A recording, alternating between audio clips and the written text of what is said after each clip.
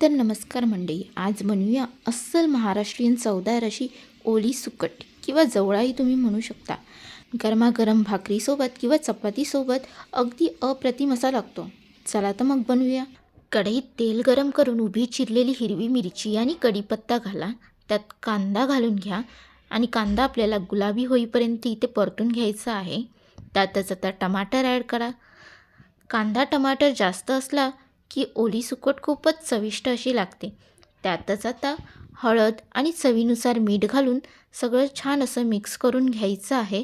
आणि टमाटर थोडंसं मेल्ट झालं की त्यात मसाला ॲड करून सगळं मिक्स करून घ्यायचं आहे. आता झाकण ठेवून 5 मिनटं लो फ्लेमवरती ठेवायचं आहे. तुम्ही बघू शकता की ते छान असं तेल सुटलेलं आहे. तर त्यातच सुकट ॲड करा आणि सगळं मिक्स करून त्यावर झाकण ठेवून द्या. तुम्ही बघू शकता सुकटीला पाणी छान असं सुटलेलं आहे. त्यातच आता आपल्याला कोकम आणि वरून कोथिंबीर ॲड करून आपल्याला पाणी आटस्तोपर्यंत सुकट छान अशी शिजवून घ्यायची आहे. रेसिपी कशी वाटली हे मला कमेंटमध्ये नक्की सांगा.